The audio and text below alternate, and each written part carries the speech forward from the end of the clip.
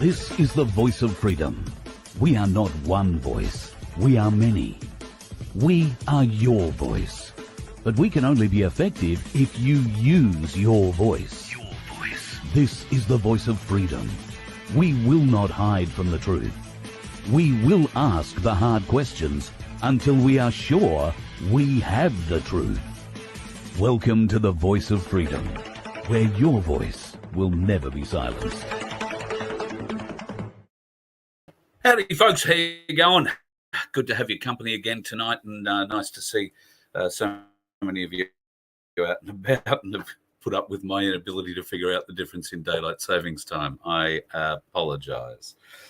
God, you'd think I'd get that right after all these years. So I am GMT plus 10 at the moment. You guys are GMT plus 11 if you're anywhere else, like New South Wales or Victoria. If you're in South Australia, you're somewhere ahead of us and behind them. And Tassie, I think you're on Victorian time. The Northern Territory, I don't know, like Western Australia, I think you've basically done that to daylight saving, as Queensland has. And there is talk that Queensland will go back to a referendum. Another one. I was around here the last time they had a referendum for daylight savings in Queensland, and that was bloody hilarious. I was working in Gladstone at the time. Having come from Victoria, used to, I grew up with a twilight. It took me years to realise in Queensland that we don't get a twilight, at least not on the coast. And that is because we are obviously the far eastern edge of the continent. Victoria, where I grew up, while along the coast, was along the southern coast, not the eastern one. And we had to wait for the sun to come up. That's the funny thing about the sun. It sort of comes up earlier in the east, and that's why we have different time zones. Anyway, don't need to go into all of that. Interesting week, has it not been? Well, interesting, last few days. There is a lot of talk about military and Australian ports. I've got a couple of questions about that. Thank you, Bruce, kicking us off tonight with a sticker. Thank you, I appreciate that. I'm going to go and have a cruise around the Brisbane area tomorrow, but I'm pretty confident there is no US naval ship in the Brisbane port. That's not to say that there isn't one sitting off the ports or sitting off the coast anywhere. I know that in Hobart last week, the USS Tripoli, which is an amphibious landing craft, and I might even have a picture of it here somewhere, story out of the news. I'm not sure if I've got it here or not. No. Let me see if I've got it back here. There we go. That's the one we want. So the USS Tripoli, this one. Now, she's an amphibious assault machine. Looks more like an aircraft carrier, I know. That's because they have an awful lot of helicopters. And I assume that they have things like Harrier jump jets that they can run off there too, because the Marines run Harriers. I'm not sure if they run the jump jet. I've got a sneaking suspicion they run the other version, bit of a normal jet. That doesn't look like it's big enough to be landing jets, but you never know how big if it's got a steam catapult on it, you never know. At any rate, that docked in Hobart last week. Now, they have the F-35 Lightnings on board. Oh, yes. They have vertical takeoff, so that could help. They've also got vertical landing, but I believe it's not quite as stable. They can certainly get up and off the deck, though. So interesting. I know Darwin has some at the moment. There have been a number of different ships in at Sydney. Don't know what's in at the moment. If anybody's in Melbourne and or Geelong, around that area, are there any US ships docked there? Yes, Paul, you're right. They've got Ospreys on there too, although Ospreys are now very old technology. They are very expensive to run. I think they're just an amazing machine, but it's at the end of the day, it's a machine that's trying to fling itself apart in so many different ways. But yeah, an amazing machine. I remember reading about them years ago. Hello, Sue. Nice to see you joining us. My fault, we're all running a bit late. I forgot how daylight savings works. Most embarrassing. G'day, Luke. Nice to hear from you too in Perth. Don't know how far you are from Freo, Luke. We're talking about ships, particularly of the American variety, and whether or not there are any in your port. So, folks, anybody, anywhere in Australia, in a major port, are there any warships? It doesn't have to be American, but are there any warships just pulled in, ostensibly looking like the crew are having some time off or whatever? Be very keen to know, because we get a lot of stories about, there's, US warships in every port. Well, I don't know. Are there? Big news when US warships usually come to town. The only time that they're relatively quiet is when those warships are actually submarines. They usually don't advertise the fact that they're tied up alongside anywhere, because obviously a lot of people want to go and see them. I was one of them when one turned up in Brisbane a few years ago, and you couldn't get terribly close to it on the shore side, but if you're smart enough and knew your way around Pinker Bay, you could get over the other side and have a look at it quite nicely. And a lot of people had boats, obviously, and got a bit of a close-up look too. So they don't advertise the submarines are in. I would seriously doubt that things like the USS Tripoli are travelling alone. So there may well be a sub that's turned up somewhere in Geelong or Melbourne, or maybe even a little further afield, might be back in Sydney. Who knows? They're funny things. They can pop up just about anywhere. But we're being told these stories that, we've got ships in every port. Well, I don't know. Send me some pictures, folks. I haven't seen any other than that one, which is a week old and came from, I don't know, the Herald Sun or something like that, and probably it came out of the can't remember what the name of the main paper in Hobart is, but I'll say the Mercury or the Tribune or something like that. So I'm sure one of the people in here will tell me. Nice to see the Galactic Larrikins in the house. G'day, boys. Tonight I'm assuming it's simply boy, because I know one of them is actually out doing his real job and earning a crust. So good luck to him. Thanks to you for popping along tonight, mate. Appreciate it. Look out, Michelle's singing your praises back again. It's so nice to be loved. And the Galactic Larrikins love being loved, folks. Don't you worry about that. So does Neo. He expresses it in a whole different way, especially if you're a little overweight like me and you look like a pillow. You don't want to know what he does to a pillow. You've got to be careful when you're sleeping around Neo. Back to what we were talking about.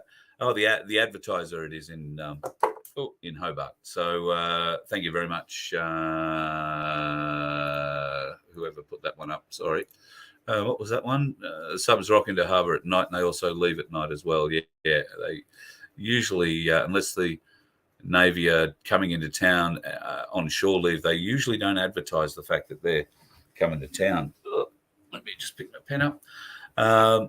Subs especially very quiet, because they get a lot of people protesting around them because they don't know, but they suspect there could be nuclear weapons on board.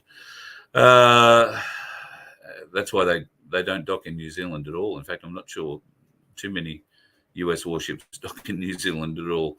If you happen to be watching from New Zealand, tell us if there are any warships docked in your part of the world. When I was in Hobart, the Timana, I think is how you would say it, T-E, next word Mana, M-A-N-A, it looked to me like a frigate. It was docked at Hobart and was there a few days while I was in Hobart at any rate. I'm not sure if it's still there, but didn't see any Navy boys on the streets, didn't see any of them at the tourist sites. So that's strange. When a boat comes to town, even one of that size, it's still got a couple of hundred more, 300 people on it. You sort of expect a bit of shore leave. You expect to see them running around doing a few things. Okay, I didn't go to the brothels. But I don't know. I would have expected to see a few of them down at Port Arthur, maybe. Nothing, nada, zip, not on the streets. So she was in getting fuel. They were putting a lot of fuel into her. So there was that. So it's unhappy carnal offender. Jesus, there's a statement.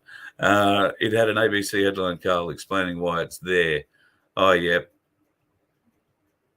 Oh, yeah. Well, yes, they would say it's there to do the humanitarian thing and fill up on fuel. And yeah, quite likely. It's just interesting that it's turned up at a time when everybody is saying, we've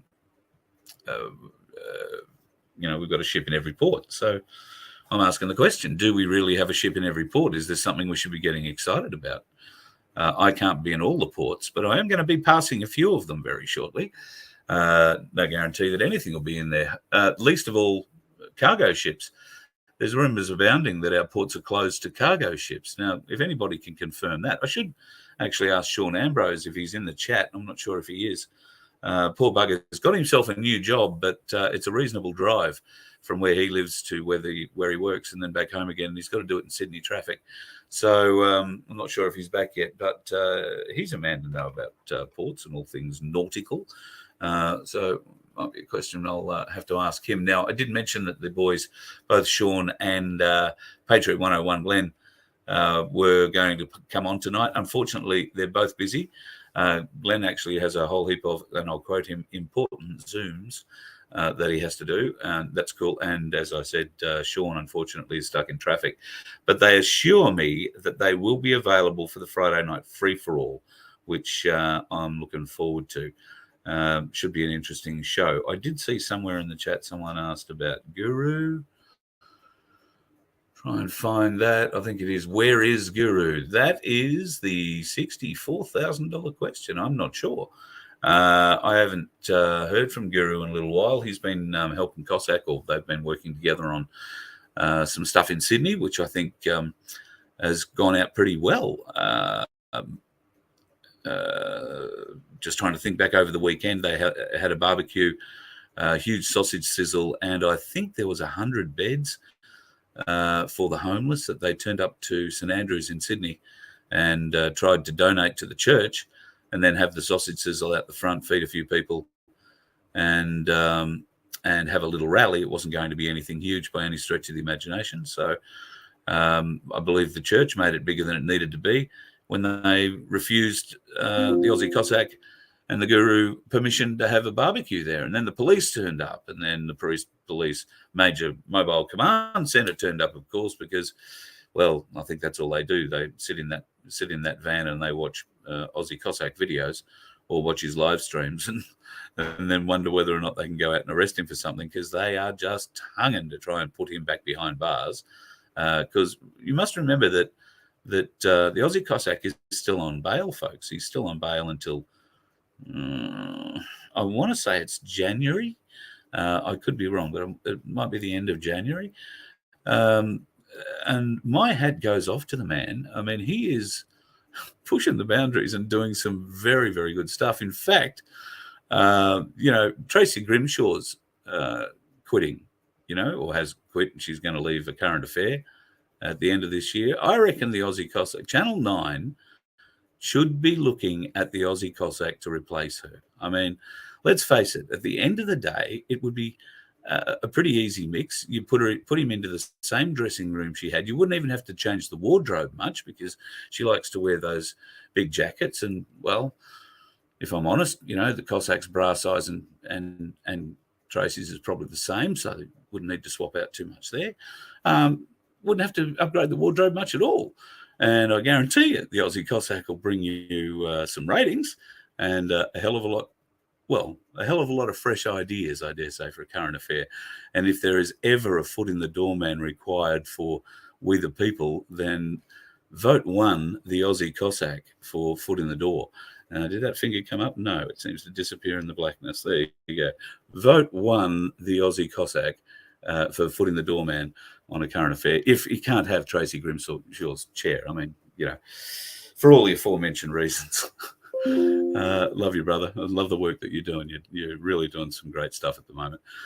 So I believe that Guru was there, I think, when that was held on Saturday or Sunday.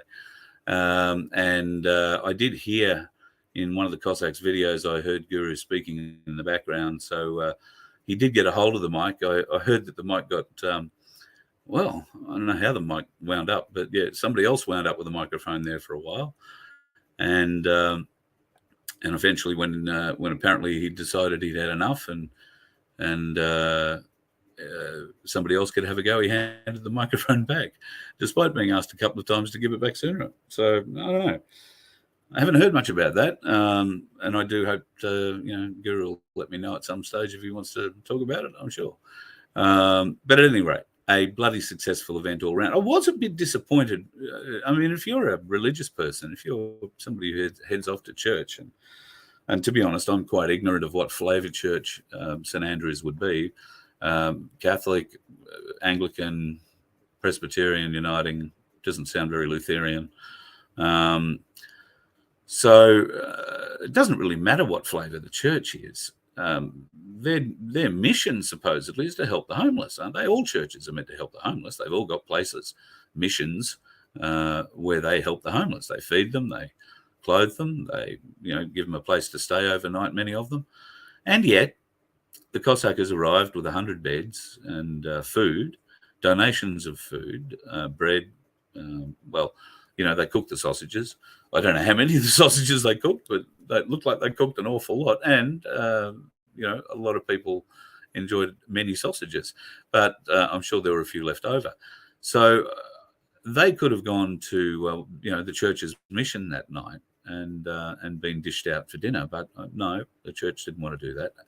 Now, I hesitate to blame the church on the food issue too much, because these days with occupational health and safety and food, this and that and the other bloody thing, you'd probably have to have every individual sausage bagged and itemized and kept in some sort of temperature humidifier bloody thing, so it kept lukewarm enough to be stuck on a bit of bread that night and have sauce poured over it.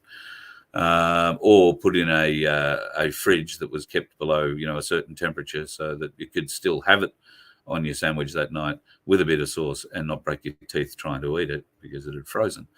But no, that was all too bloody hard for the church. So I'm led to believe that I haven't spoken to the Cossack either. Just been a busy week for everybody. I believe that they had to ring around to find other places in and around Sydney that would accept donations, particularly of the beds, which I know that there were some given out on the streets of Sydney, so I can't tell you exactly how many, but I suspect quite a few were taken to another place in a Sydney suburb somewhere, I think. And those guys opened their door and gratefully received them, and they'd obviously put them to very good use. So kudos to the Cossack for not giving up on the steps of the church and just having 100 beds we can all go and camp on next time we sleep at Canberra. He followed through and made sure that everybody got the best use out of the stuff on the day, and then whatever was left over went to the right people so that they could get it to the people in need on the streets of Sydney. Bloody awesome job, guys. Awesome job. And I know Guru was involved in helping put all that together as well. So kudos to the Guru too. The bit of him that I did see on some of the coverage, I was pleased and impressed to see he still had his shirt on. And a very dapper looking pink shirt too, can I just say. I think it was the Aussie Cossacks pink shirt that he was in. So yeah, very good, very good. He got man with his skin colouring looks very good in a pink shirt. Got to tell you, just saying, girls. Not that he needs a missus or anything. Not saying that, but he looks good. The pink shirts just aren't for girls. I should say guys. I thank you, Paul. It's an Anglican church. I'm just scanning down your. That's an interesting one. I'll keep an eye out for. Okay. Well, here's an interesting story. That's a bit salient because part of the reason that I screwed everything up tonight and buggered up timelines and whatnot is because I've had phones in both ears and fingers and two keyboards and still managed to screw shit up. That's because right at the very last moments of today, after a long conversation with Cherie this morning, God love her, don't we love Cherie? we've been able to throw together our Central to Far North Queensland trip, and it's going to start a little sooner than I'd expected. So interesting news about those road blockages. I'd be very, very keen to hear more about that, Crunch, because we're going to Hervey Bay this Sunday. So the 27th, that'll be. We're going to be at the park where, I think most everybody has been to the park in Hervey Bay, where everybody comes to speak. Don't know what sort of a show we're going to be able to put on from the park. We kind of need power for all our cameras and stuff. So might just be a laptop show that we do off there, and a big smile to everybody that gets close enough to the PA. We are then going to Rockhampton, and from Rockhampton, and Rocky's date will be Tuesday the 29th. It might be moved to Monday yet, but I hope not, because it's a reasonable drive from Hervey Bay to Rocky. But it may move to the 28th, but at this stage it's Tuesday the 29th. Mackay is the Thursday, December 1st, and then Townsville will be Saturday, December 3rd. So now I'll look at the bloody microphone and say that again. I apologise. 27th of November in Hervey Bay at the Shell in the park. Now Di's looking after that for folks in Hervey Bay. She helped arrange the last show that we did in Hervey Bay, and she runs the peer group there, or is part of the peer group at least, and has the Pier House. Beautiful place, B&B. If you're going to Hervey Bay, folks, you need a B&B. Di's Pier House is absolutely beautiful. Can't recommend it enough. Rocky, where Tuesday the 29th, but it might move back to the Monday the 28th. A lot of people are having Christmas parties at this time of the year. We're trying to get venues that are being a bit friendly on cost to save people money. And, you know, at the end of the day, we'd like you to come along and have dinner. So that helps the pub make a few bucks on a quiet night. But December's not good. Christmas parties every night of the week, it seems to be. So we might have to wind up paying for rooms along the way yet. And that might mean we have to charge a few bucks at the door to try and cover our costs, folks. So that's sort of just how it's going to have to be. I'm sorry. Mackay, Thursday, the December 3rd, Thursday, December 3rd. And then that drive from Mackay to Townsville, the last time I was on it was about a year ago, and it was at least a good third of it was under roadworks. I can't imagine that's improved. I did hear at some stage that the whole road between Mackay and Townsville was under 60 or 80 kilometre an hour roadworks. That makes a 5-hour drive a much, much, much grander event. So we'll have a day to drive up to Townsville. And then Saturday, December 3rd, at the moment, I think is the date we're talking about with Peter. And Peter, I'll give you a call soon. We've got to catch up. There's a few things we need to talk about. And the Townsville show, I think, folks, is going to be a ball terror, one not to be missed. Now, I don't have actual venues for you yet. I just have dates. But Cherie at vofhq.com will take your details and forward them on to those folks that are organising it, or we will put the details up on the website. One of the two. One of us will figure out how to do that and make that work. I hope that if you're up that way, either in Hervey Bay or Rockhampton, maybe Mackay or Townsville, you'll choose to join us. Now, if you are in Cairns or anywhere, let's say, south of Cairns, and you'd like us to come and do a show with your like-minded group of people, maybe you've got a My Place idea, or you'd like to learn a bit about My Place and how we can get more My Places happening in Queensland. And there are some exciting things. Darren Bergworth and I spoke for an hour today.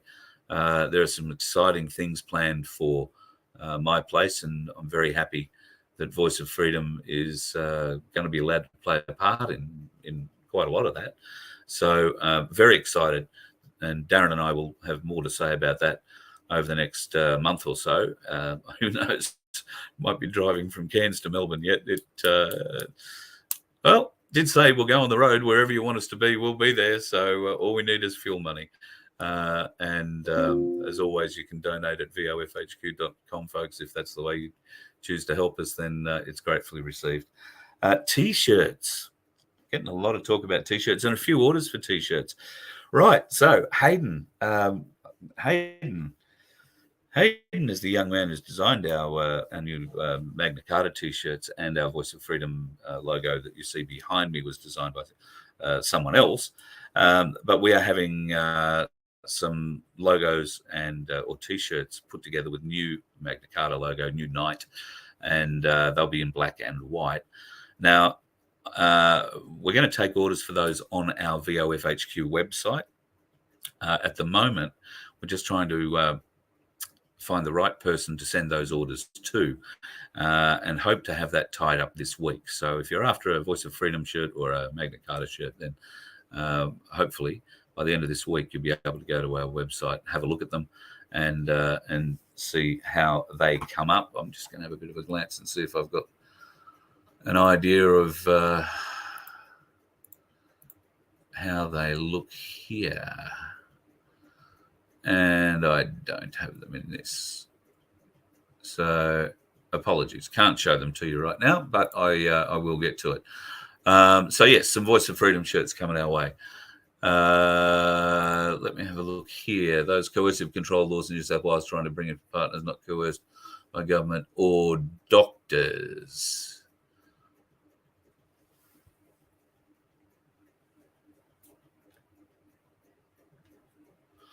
Okay, so Rob, has that been stipulated in the bill? I haven't seen the actual bill. I'd be very interested in seeing that bill.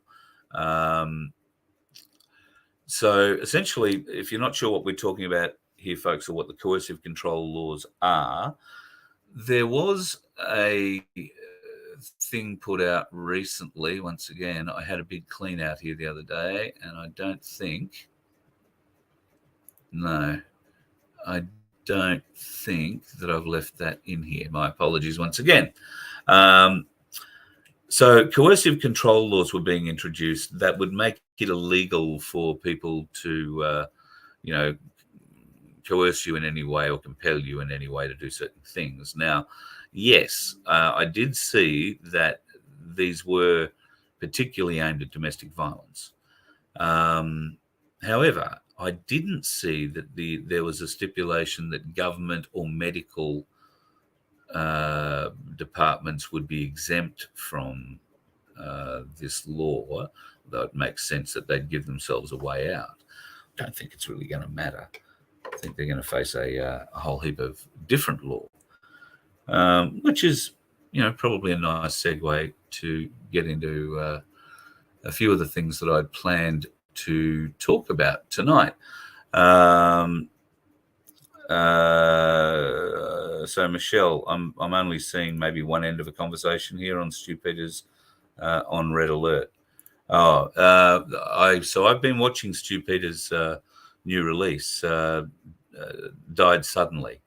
It's available on Rumble. Go and check it out. I was watching it earlier today. I've seen maybe 20 minutes of it, and it's very well put together. So yeah, Died Suddenly, well worth having a look at. And if you've got jabbed folks around you, then you might want to get them to watch it by themselves. It's very confronting in places. At least the first 20 minutes doesn't seem to hide too many punches. Agate Master, the roadworks are still going on from Mackay to Townsville. I gather you're talking about.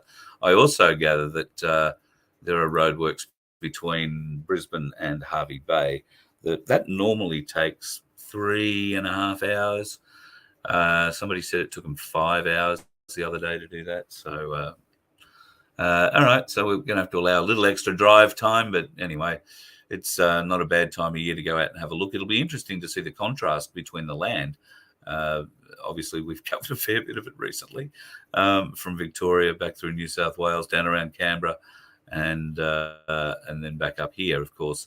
So yeah, we'll go and have a bit of a look. I don't think Laura's going to travel with me this time. She's got a little bit on, including some dog sitting this weekend and a few other bits and pieces with a girlfriend of hers. So I think it'll be myself, and I will have a travelling partner. His name is Len Clampett. And now Len is a very fascinating man, a very, very fascinating man. And in Harvey Bay, I think I'll give him, half an hour of my time so that he can have a talk to folks about the financial system as it currently stands and what they think and how it works. And he has some very deep understanding of that. He's also a constitutional law specialist. I'm interested to hear what he has to say on those, on the Constitution and practical and working the Constitution practically. He follows a lot of Spiros cases very closely, and a lot of other cases around the world. Very knowledgeable man. Len drove trucks, drove aeroplanes, and yes, has been quite, I think, quite successful in his time. He's very happy to share his knowledge of the financial industry. I had a bit of a chat with him today about Nasara Jasara, and he, like many of us, is, I'm just sitting on the fence waiting to see evidence of it. We're all hoping that that's what's going to happen, but, there's no guarantees in life, and we've all found that out the hard way. So, no guarantees. But he's going to have some very interesting things to say on a whole range of matters. So I'm really looking forward to having Len on this run up North Queensland. And it's going to be an interesting time for us all. Sort of like a bit of a boys' trip. Looking forward to it. Unfortunately, the Galactic Larrikins, and get into them, folks, because there is one sitting in here. Thank you, Sunflower, for the sticker. Get into them because they can't make the trip up north for Queensland. I mean, one of them's got to work, and the other one's got to look after his, mum who's just had surgery. I mean, they're good excuses, all right, but it's very unfortunate that the Galactic Larrikins can't come up and help us on this run. But maybe in Victoria, we'll see how we go. Thank you, Rob. Yes, couldn't agree more.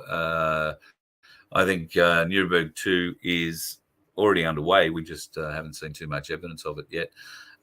Some folks want to talk to me about Lord Howe Island and how we were seeing flights go out there and disappear. I've had all sorts of excuses, reasons, plausible and not so, for why there might be military flights going out there at this time of year.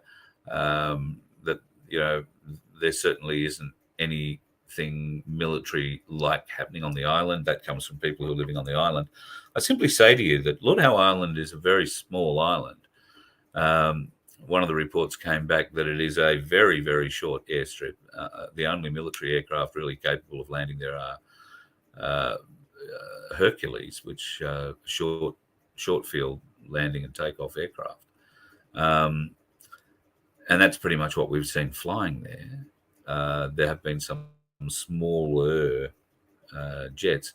The actual airport, or the runway, was made by the RAF. So they certainly get a bit of a hold on it for working wise. But the folks are also saying, they're living out there, saying, no, absolutely nothing going on here. One would suggest that the military, if they were going to lock your island down and didn't want the world to know about it, would be monitoring every conversation coming out of the island.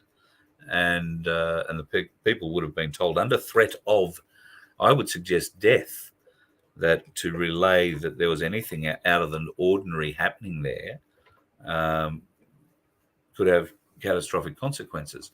Now, I'm not saying that's what happened. I'm just saying that if this whole martial law thing, and this is what we're going to get to and have a little talk about tonight, if this whole martial law thing is happening, then that is not beyond the realms of possibility, because they will be working that kind of thing, and wanting to keep it under wraps. So, to that end, a lot of folks have wondered over time. I've spoken about I'm going to call him 45, as in the number president that he was, because if I say the other word, I think I'm probably still going to get kicked off YouTube or get banned or, whatever the hell they do to you. So I'm going to call him 45. Now, I've referred to the executive orders that 45 wrote pretty much from the beginning of my broadcasts. And prior to that, if you knew me on Facebook or you were reading some of my writings on Facebook, I was alluding to this prior to the election that 45 disputed for the last few years. Now, if you haven't already done so, then I'm going to show you what Executive Order 13848 actually is. Now, it's a very serious document. I'm going to try and blow it up a little bit so we can all read it maybe a bit better. I'm hoping that's not too big for you guys. Let me just see. When I do this, oh no, that looks like it's fitting on the screen, he says, hopefully. Yeah, there you go. All right, so by the authority vested in me as President by the Constitution and laws of the United States of America, including the International Emergency Economic Powers Act, the National Emergencies Act, and of the Immigration Nationality Act and sections of the United States Code. Now, United States Code, that is something you're going to want to remember, all right? USC. He, 45, the president of that place, find that the ability of persons located in or in substantial part outside the United States to interfere in or undermine public confidence in United States elections, including through the unauthorized accessing of election and campaign infrastructure or the covert distribution of propaganda and disinformation, constitutes an unusual and extraordinary threat to the national security and foreign policy of the United States. Remember that. It creates an extraordinary threat to the national security and foreign policy of the United States. Although there has been no evidence of a foreign power altering the outcome or vote tabulation in any United States election, foreign powers have historically sought to exploit America's free and open political system. In recent years, the proliferation of digital devices and internet-based communications has created significant vulnerabilities and magnified the scope and intensity of the threat of foreign interference, as illustrated in the 2017 Intelligence Community Assessment. I hereby declare a national emergency to deal with this threat. That last line, I hereby declare a national emergency to deal with this threat. Now, before we go any further, that means that the United States Congress has to look at whatever he believes is going on when he declares a national emergency. The Congress and the Senate refused. Strike one. So, what did he order? Not later than 45 days after the conclusion of a United States election, the Director of National Intelligence, in consultation with the heads of any other appropriate executive departments and agencies, shall conduct an assessment of any information indicating that a foreign government or any person acting as an agent of or on behalf of a foreign government has acted with the intent or purpose of interfering in that election. Now, you must also understand at this point, folks, that Australia has, I believe, played a role in interfering. And that role began, at least in my assessment at this stage, with Alexander Downer. Now, you will all remember Alexander Downer and his little chat that he had with a fella in a bar in London, and it's.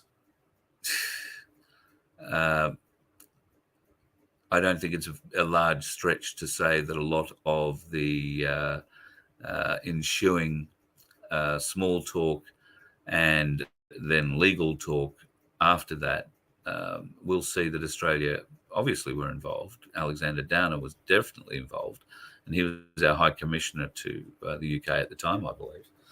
So, there was some interesting shit going down, and Australia was involved in that. Now, you can go and download this executive order. It was written, just to be clear, on September the 12th, 2018. This was before the midterm elections of his first season and before, obviously, the main presidential election 2 years later. Now, what did Donald Trump know back then that nobody else seemed to know? Because some of these, and I should actually click over and see, are you bored? Should I stop reading this? Because I will. I'll just let you go and download it yourself and have a read. But it is an amazing document when you fully understand the powers that it gives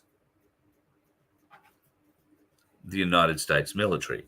And you have to understand the United States military doesn't necessarily mean who you think it means. There is a lot of wordplay going on here. And as I've been saying ever since I started broadcasting, words mean things. And what sometimes you think they mean do not actually bear out in reality. So a bit of that going on, but not in this document, I can assure you. So it seems to be that nobody has said don't stop reading, so a few have said keep reading. So the assessment shall identify to the maximum extent ascertainable the nature of any foreign interference and any methods it employed to execute it. Okay, so it's going to the maximum extent attainable the nature of any foreign interference. So that might explain why we've got American ships in our ports at the moment. The persons involved in the foreign government or governments that authorized, directed, sponsored, or supported it. The Director of National Intelligence shall deliver this assessment and appropriate supporting information to the President, the Secretary of State, the Secretary of the Treasury, the Secretary of Defense, the Attorney General, and the Secretary of Homeland Security. Within 45 days of receiving the assessment and information described in Section 1A of the order, the Attorney General and the Secretary of Homeland Security, in consultation with the heads of any other appropriate agencies and, as appropriate, state and local officials, shall deliver to the President, the Secretary of State, the Secretary of the Treasury, and the Secretary of Defense a report evaluating, with respect to the United States election, that is the subject of the assessment described in Section 1A. The extent to which any foreign interference that targeted election infrastructure materially affected the security or integrity of that infrastructure, the tabulation of votes, or the timely transmission of election results, and if any foreign interference involved activities targeting the infrastructure of or pertaining to a political organization, campaign, or candidate, the extent to which such activities materially affected the security or integrity of the infrastructure, including the unauthorized access to, disclosure or threatened disclosure of, or alteration or falsification of information or data. Now, do you think he was a clairvoyant, folks?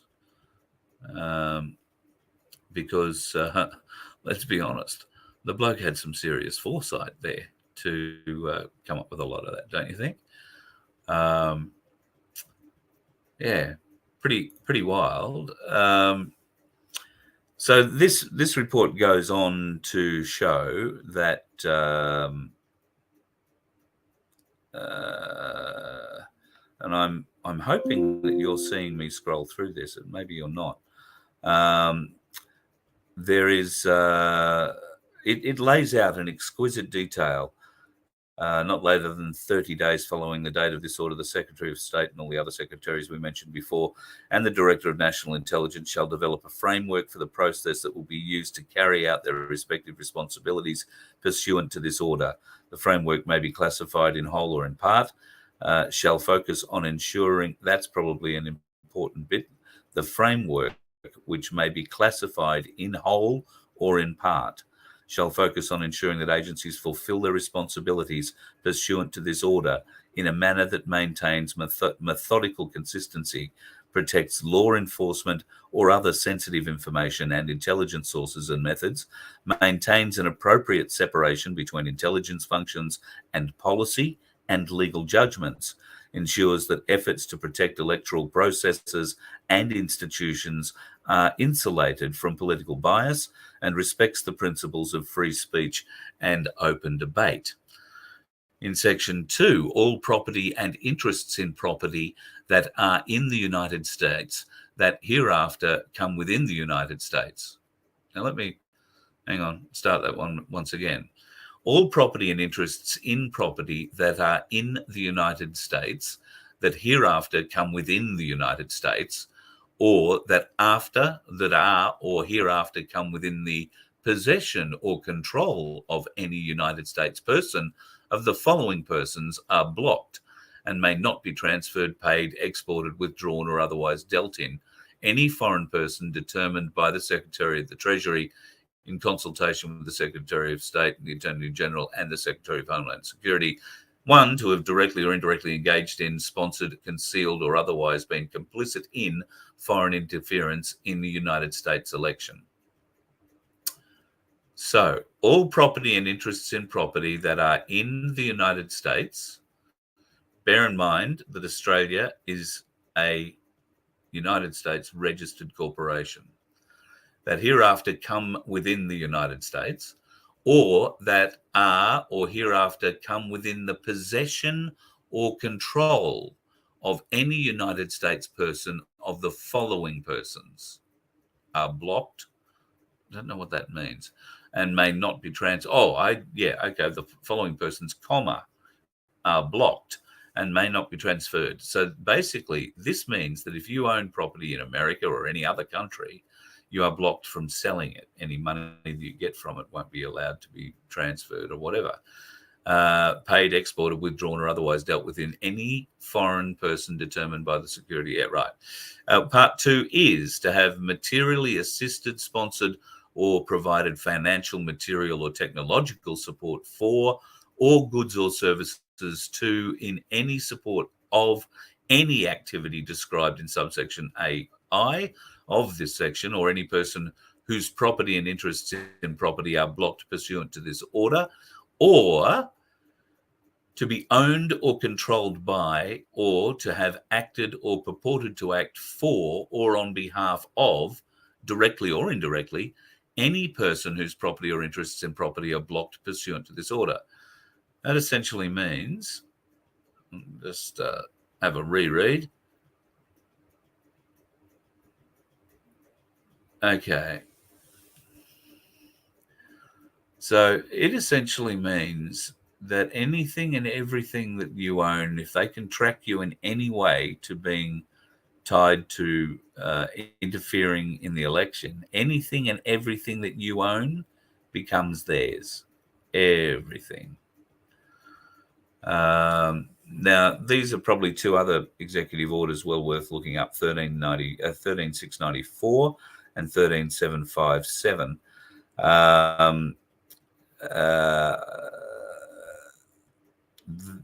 It says that the orders are remaining in effect. This order is not intended to and does not serve to limit the Secretary of Treasury's discretion to exercise the authorities provided in the Executive Order 13694. Another good one to look up. Where appropriate, the Secretary of the Treasury, in consultation with the Attorney General and the Secretary of State, may exercise the authorities described in the Executive Order of 13694, or other authorities in conjunction with the Secretary of the Treasury's exercise of authorities provided in this order. Prohibitions in subsection A of this section apply. I'm just trying to get to the good bit. I didn't get time to pre-read this. The Secretary of the Treasury shall review the assessment mandated, right? And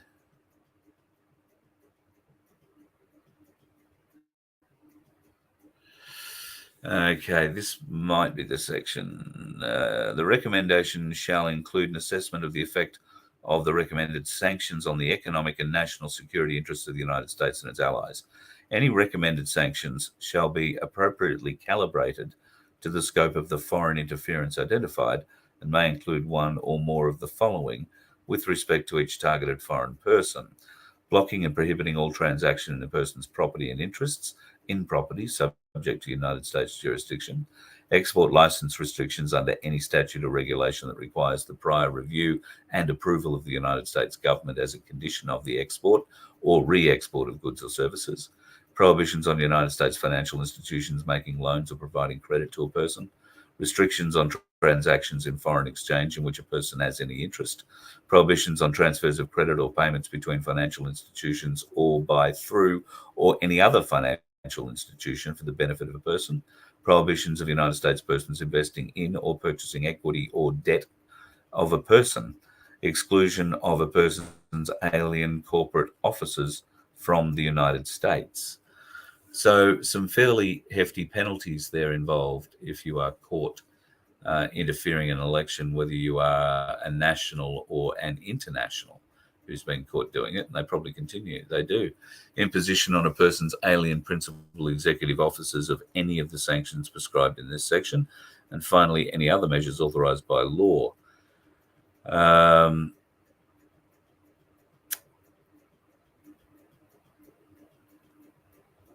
I'm just having a look here. It looks like there might be a couple of get out of jail.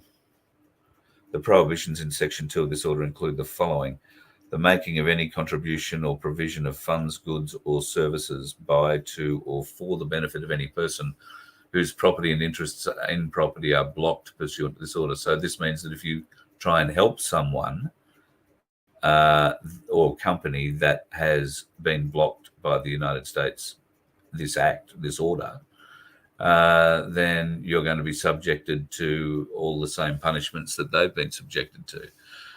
That's essentially what that says. Any transaction that evades or avoids, any conspiracy formed to violate any of the prohibitions set forth in this order is prohibited. For the purpose of this order, the term person means individual or entity. The term entity means partnership, association, trust, joint venture, corporation, group, subgroup, or other organization.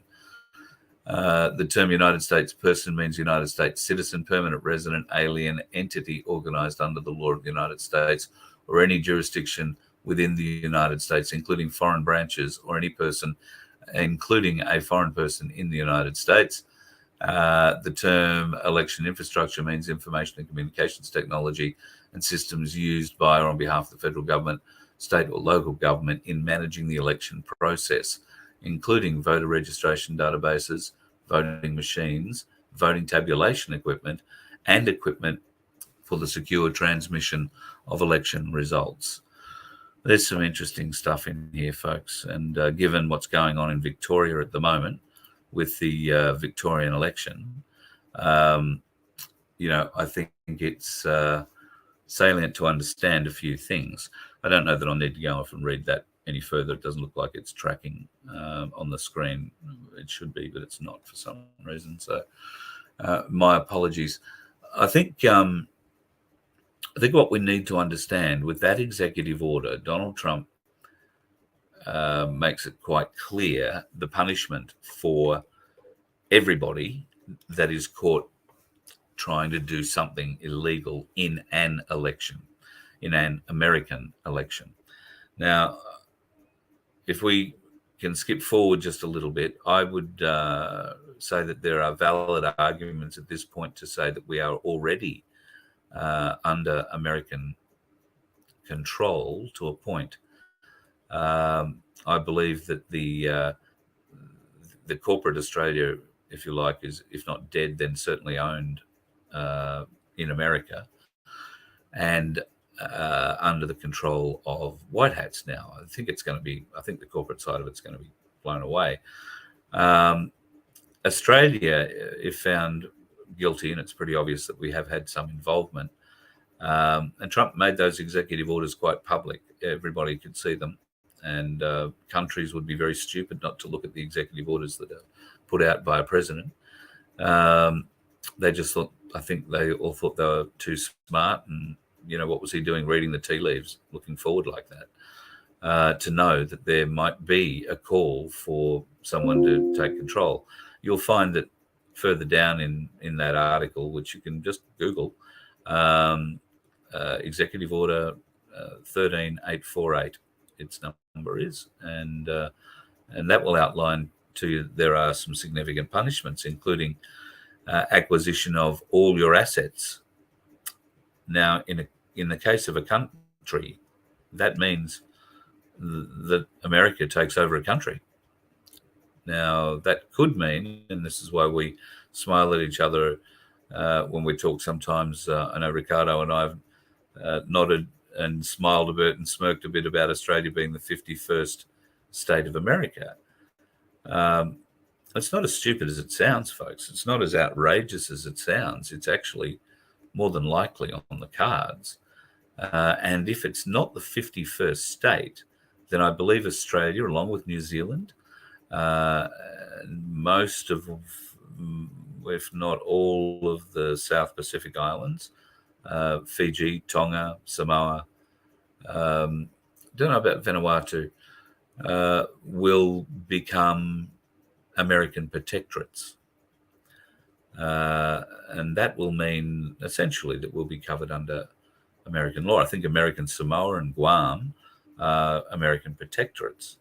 So people more learned than I might be able to look up what an American protectorate is while we're talking and put it up in the chat. I'm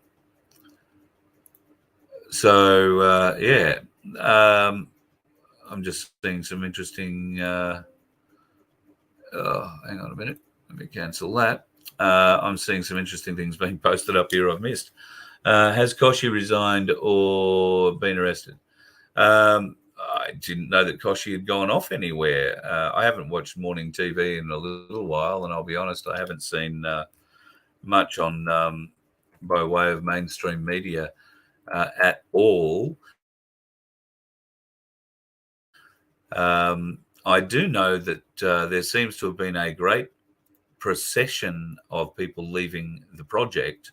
Carrie Bickmore quit. Lisa Wilkinson apparently left on the spot.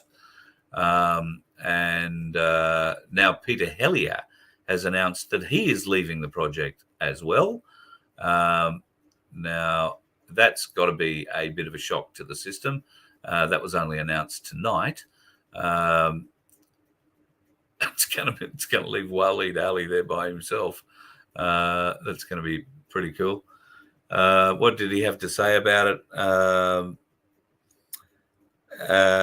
He interviewed Luke. He got to interview Luke Skywalker once. That meant a lot to him. That was one of his highlights.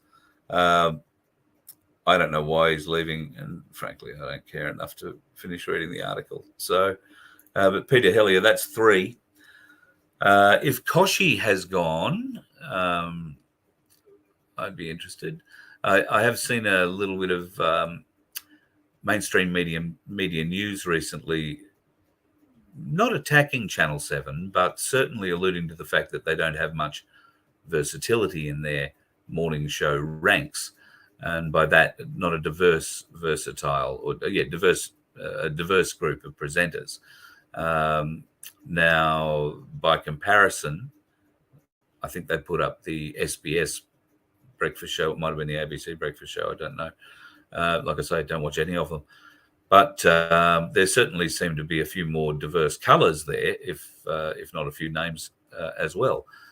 Now, is it going to change Channel 7? I don't know. Apparently, Channel 7 have come last in a diversity employer survey kind of thing. They've got the least amount of diversity than any other network. That's probably saying something. But I don't know whether or not it's going to change them at all, and who really cares at the end of the day? It's their problem, not ours, to deal with. We would like to see much more diversity in our workplace, provided the people who are being diverse can do the job. That's the big issue.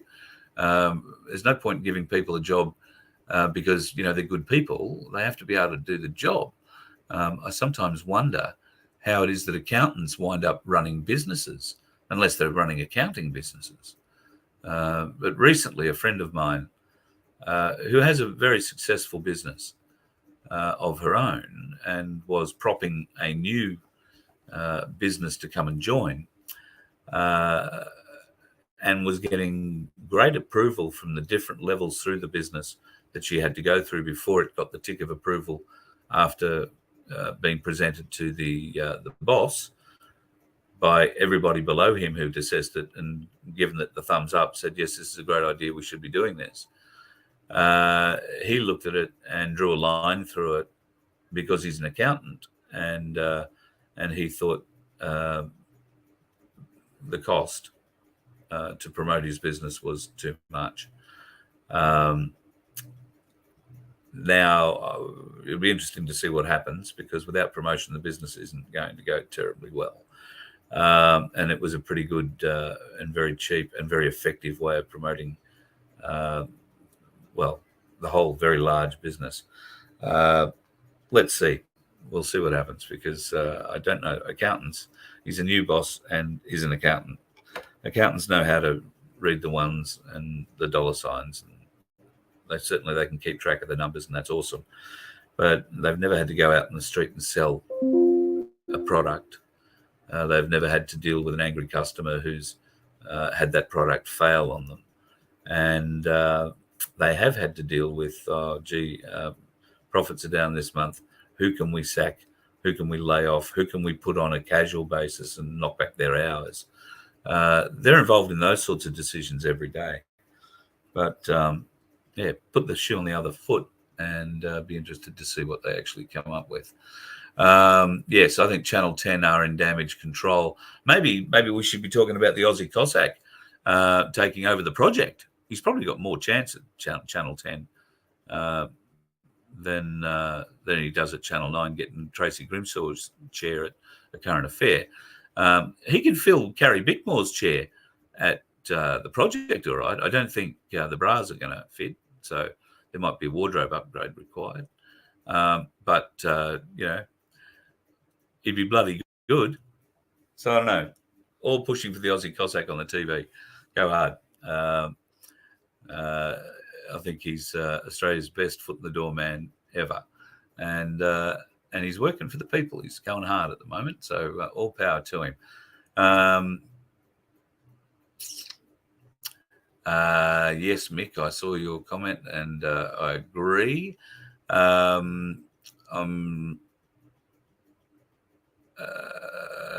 many of you have got Truth Social? Have you been able to get in and have a look? There is a way of checking it out. I'm not sure if it's been opened up to the world yet, but yeah, Truth Social is an interesting thing to be part of. Elon Musk and what's going on with Trump at the moment, I think that's pretty interesting. And he's using the people to reinstate Trump. He's not doing it himself. He's just put a poll up and said, should I reinstate 45? Now he can only point to the poll and say, well, I've cleaned out all the bots, I've cleaned out all the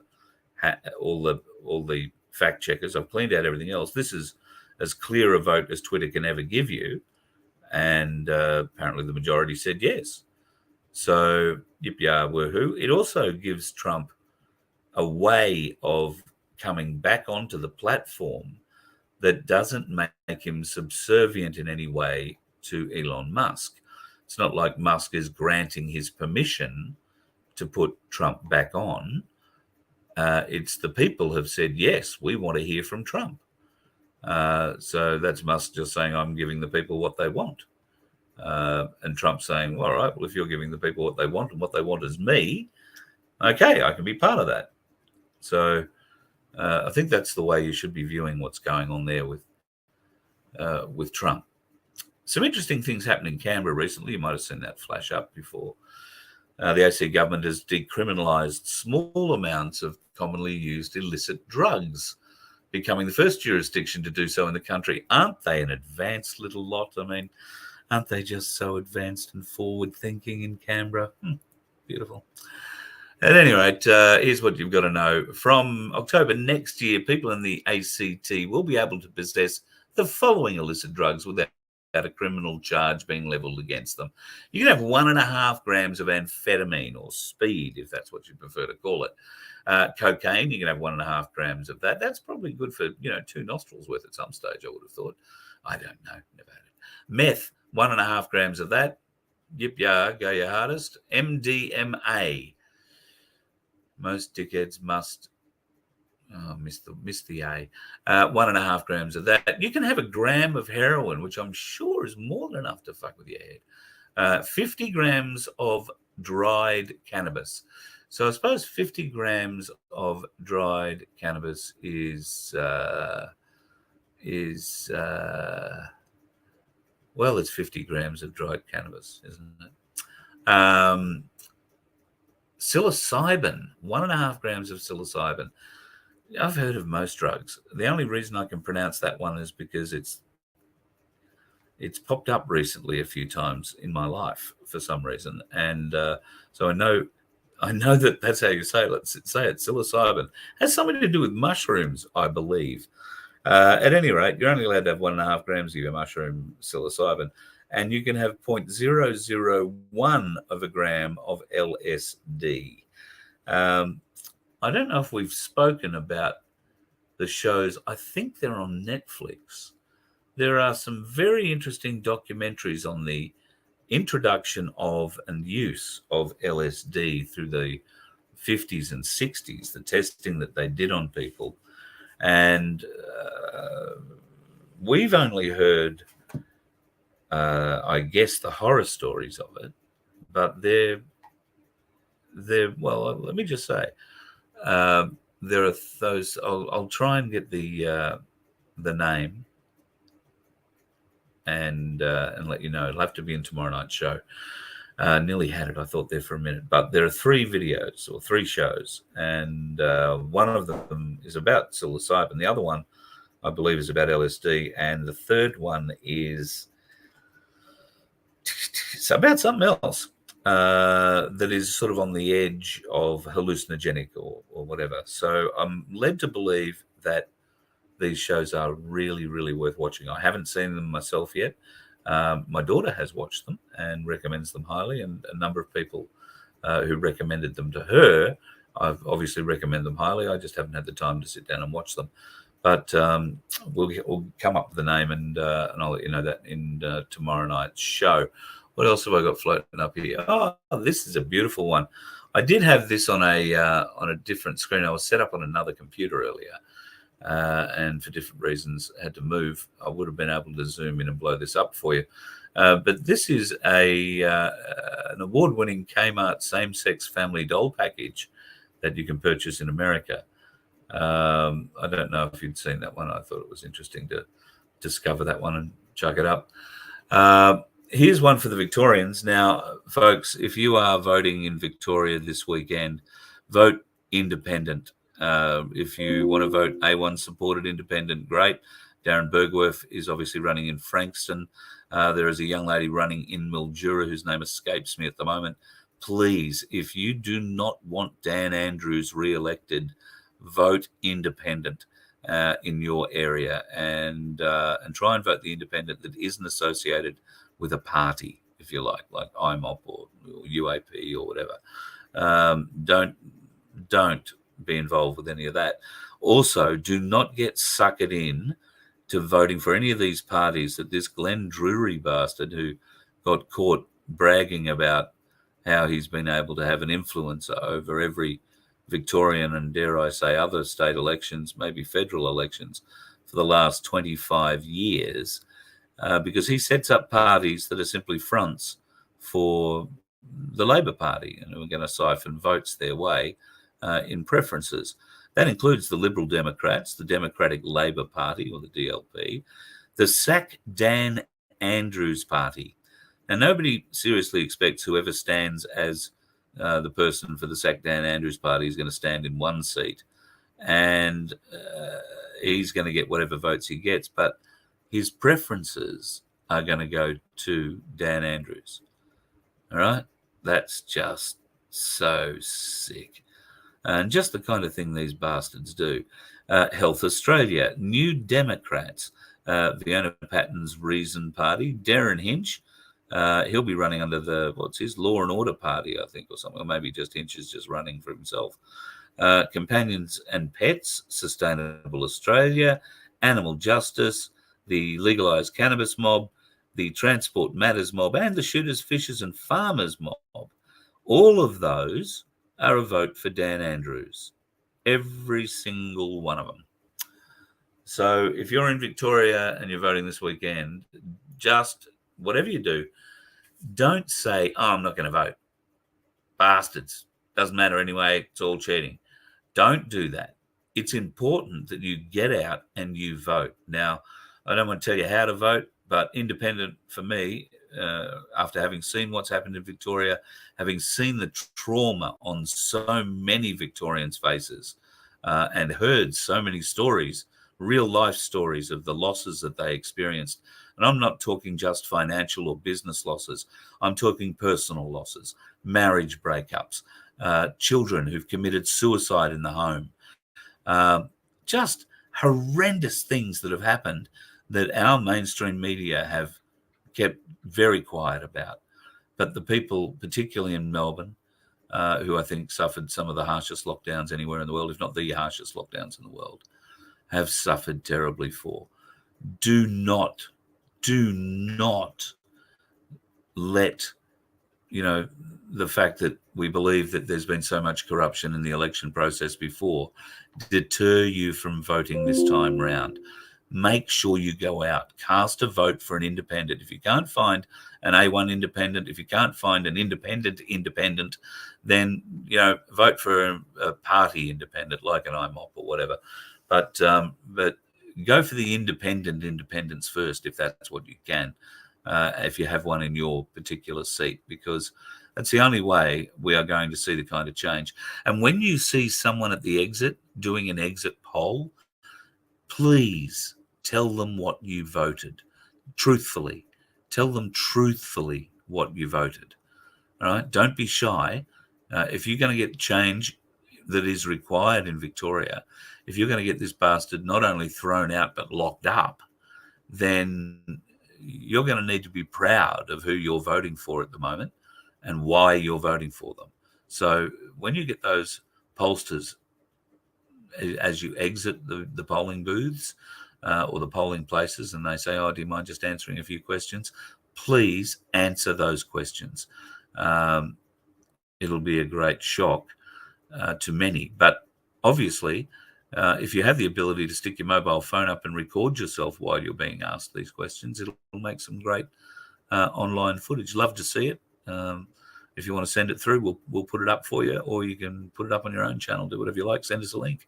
But yeah, love to see what happens in Victoria on polling day. And I was speaking to Darren Bergwerf today in Frankston. Now, he's flat out at the moment in the lead up to the election this weekend, of course. So, folks, if you are in that Frankston seat, he's up against a Labor guy there. So take that for what you will.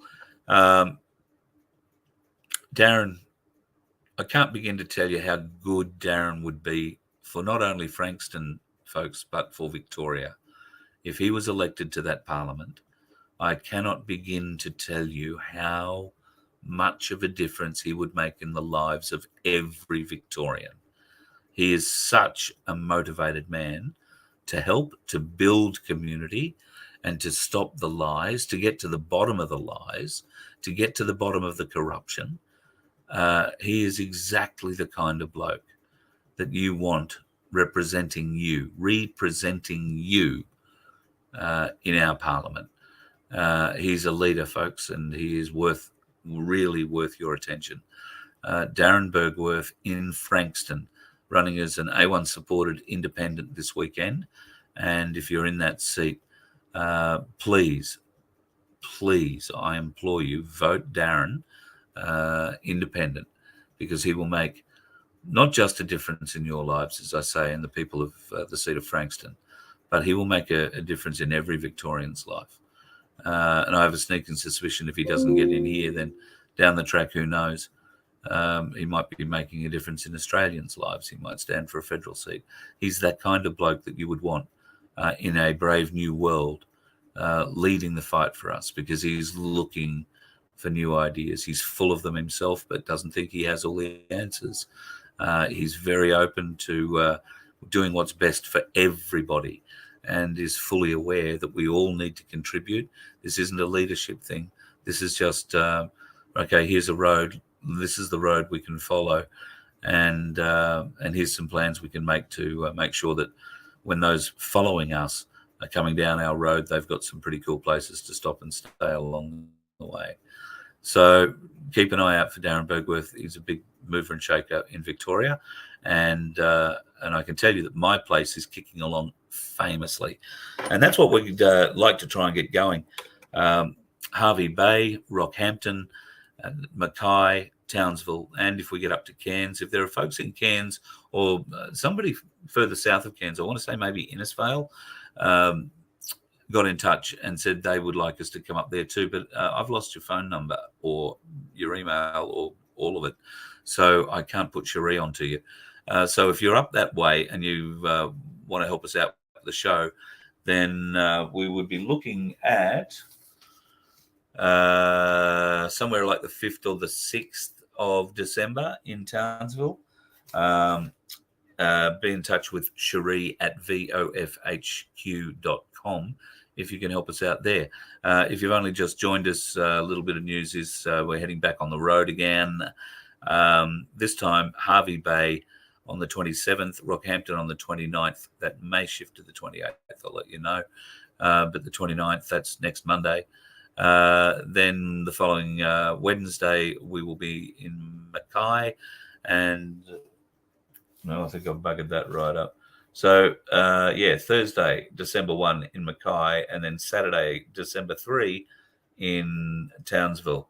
So we might be able to do Monday or Tuesday in Cairns. We'll take a day to drive up there, and I've never been past Townsville, so we'd love to have a bit of a look at the road up there and see what there is. Maybe we can head up onto the Tablelands. I don't know if we've got anybody from Atherton, the Atherton Tablelands, watching us. Mareeba, that's I was in Mareeba once, many, many years ago, and they were trying very hard to convince me to take the breakfast job at Mareeba. And I was very full of myself and very full of my own importance at the time, and was waiting patiently for a job in Capital City Radio that I thought was coming. And they flew me up there, went to Mareeba. We turned up on a night, or a day at least, where there was a rodeo in town, or a rodeo. I can't remember which way you say it up north. It's different depending on where you are in Queensland. And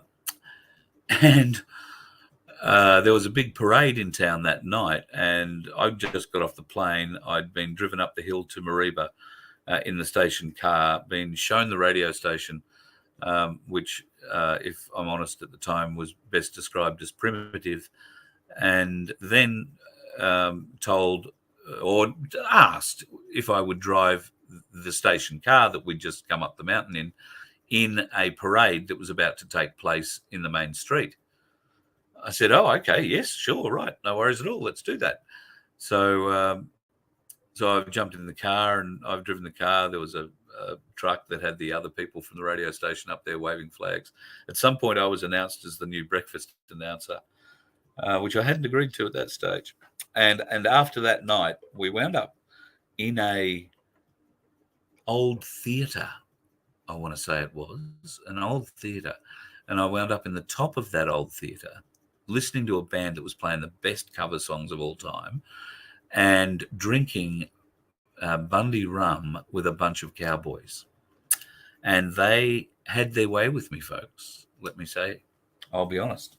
They were pulling little magical disappearing cigarette tricks for $10 a go.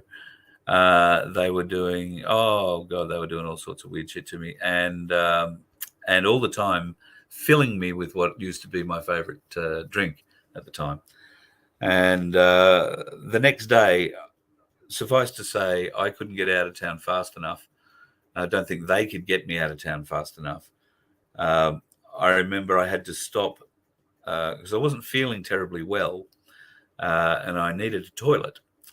And I stopped at this park in Mareeba, still had the station car, and there was a family in this park that was sitting down on a picnic rug, young family, mum, dad, 2 little kids. And I thought, what an interesting sight that makes, because there was nothing in the park that was green. It had been so hot for so long that there was no grass, no nothing. Well, as it turns out, that wasn't quite true. There was something. There was a weed growing out of a crack in the ground, and it was quite a sizable weed, really weed. And I got, within about 2 or 3 steps of it and realised, there's a weed, and instantly had to throw up. So I've dropped down on all fours and thrown up all this last night's Bundy rum all over this weed right beside the family, having a nice day in the park. That was one of the first signs of me thinking I better start giving up drinking rum, at least. Mareeba holds a very fond memory for all the wrong reasons for me. But, I'd love to go back and have a look at it. I got to say, it wasn't the primitive radio station that scared me off. It was the fact that when we arrived in Mareeba, there were 27 cows just roaming around on the main street. I've got to be honest, I wasn't ready for that. 27 cows just walking up and down the main street. Nobody seemed to care about it. It wasn't an issue. They make them good up there in North Queensland, eh, but? Oh, see, now that's me having a go. People outside of Australia may not understand that. Hey, but, great day. So in Australia, in many parts of Australia, people say, great day, hey. Great day, hey. Hey, what? I've found the further north you go, they add a but on the end. Great day, eh? But what? It's a great day or it's not? But why isn't it a great day? I've never quite understood. Great day, eh? But at any rate, we could also go into why I don't understand why people don't say kilometre instead of kilometre. Because there aren't 50 motters in a 50 motter pool, are there? You don't run the 100 motter dash at the Olympics. I can't jump 1 motter over a high jump, but I can't jump a metre over a high jump either. So, I don't know why there's 1,000 motters in a kilometre. There are 1,000 metres in a kilometre. Just saying. Anyway, we're not going to get onto it. It's like talking about hospital and hostable. All gets a bit rough. All right, folks. Look, I've been prattling on. Jesus, God, I've been going for, pardon me, Lord. Been going for an hour and 25 minutes. Rambling, full of shit. I do apologise. If you want to have a look at those executive orders, he does mention quite a few in that first order there. They are very, very, very worthwhile reading. And then once you understand that, you'll understand that there is, in effect, a military angle to all of this. And we are, I believe, ostensibly under a form of military control at the moment. When it becomes public, that will be the lockdown phase that we've been hearing so much about, maybe the emergency broadcast. So what we're hearing is a lot of this stuff is going to happen soon. I know Ricardo spoke today in Mildura and said that the same sort of thing. His intel is that it's sooner rather than later. So, look, we've heard all that before. We've heard November the 11th. We've heard, we've heard too many bloody dates. So, look, all I can say is be prepared. Go and get some gold. Go and get some silver. If you haven't already done so, give Paul a call at Ainsley Bullion in Brisbane, or you can call Daniel in Melbourne and have a chat to them about gold or silver or other precious metals. We didn't really get a chance to see palladium or platinum or, well, a few of the other P words that I'm sure they're hiding in a vault there somewhere. But maybe we'll get invited back if enough people go in and say they enjoyed what we were saying and doing with Ainsley. And promise the pictures will improve next time we go back. It'll be, I think, broadcast quality by the time you get to see it. So Ainsley Bullion, once again, thank you very much for allowing us in and showing us around and giving us access to what was, probably closer to $1 million worth of stuff there. So that was very generous of them. And look, they did it all without a security guard sitting at the end of the table. It was great. I'll call it a night, folks. You should too. I'm sorry I made it so late tonight for all of you in other regions. It's only, about 10 to 9 here. But I realise it's probably past your bedtime, particularly for you New South Wales folks. We are still looking for a show. We're looking to fulfil a promise on a show in New South Wales.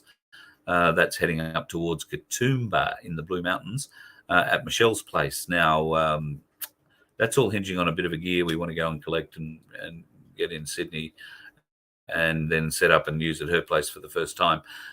So we're all sort of just hinging on when that's going to arrive in the country at the moment.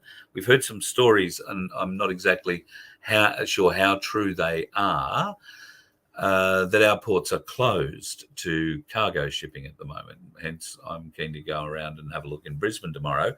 And if you are doing anything like driving around a port in one of our capital cities, just have a bit of a look and see how many cargo ships are in, can you? I know that, we might have bulk haulers in. Nothing stops the ore or the coal. But interested in cargo ships, bulk haulers. Are we still doing business as usual? I did hear, I don't know the name of the company, Svitzer, I think is how you say it. I could be wrong. Switzer, something like that. We're locking people out of their 17 wharves or 17 ports around the country. Don't know how true that is. Don't know whether or not it actually happened. Be keen to find out if that is the case. That's going to make it hard to deliver our fuel, which comes from Singapore. And certainly I know for far north Queensland, comes into Mackay, comes into Townsville, comes into Gladstone. There are 3 big ports there. Also wondering if there's any US warships or any warships at all in port from any given country. If you have any of those details and you'd like to let me know, then please email me, carl@vofhq.com. I'm having some trouble with email at the moment.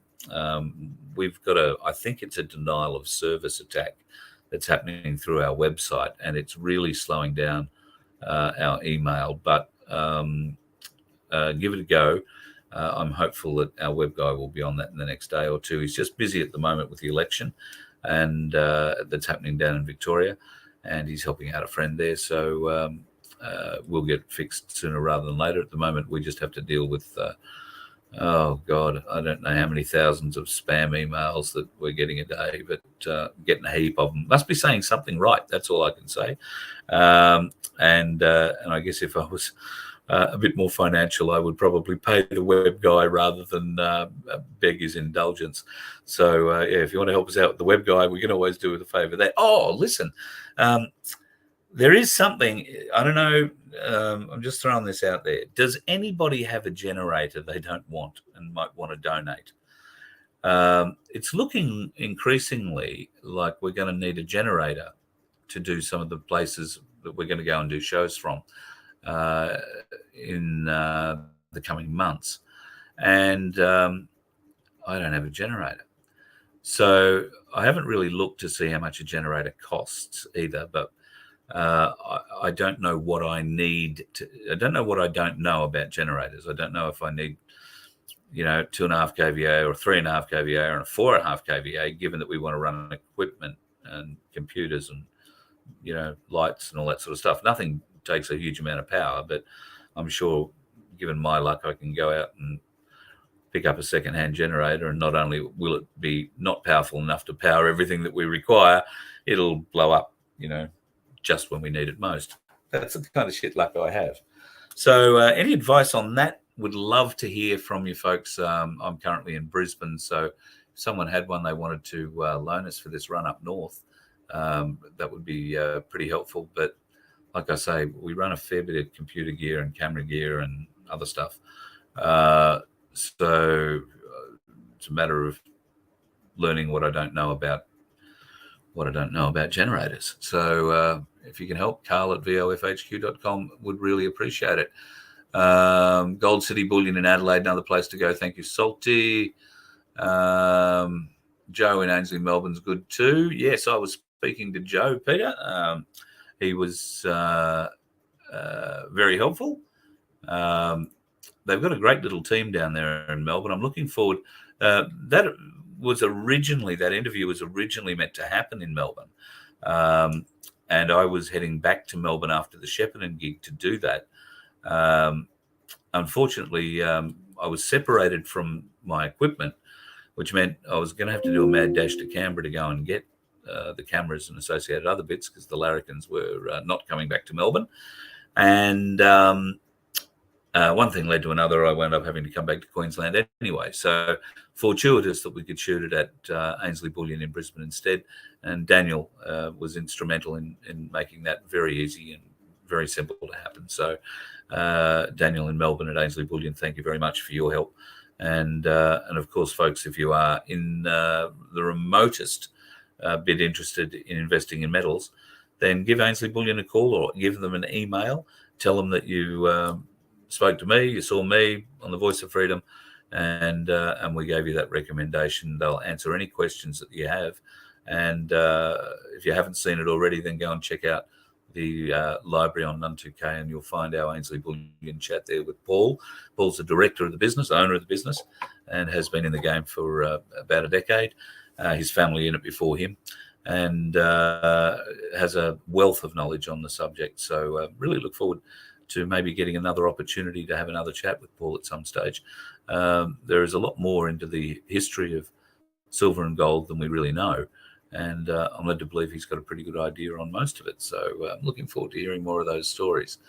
Just trying to scan and just see if there's any major questions I have missed. There's probably heaps of them. I beg your pardon. It's very hard to read those things at the moment. I've only got one screen to work off, and difficult to read that executive order and keep track of comments.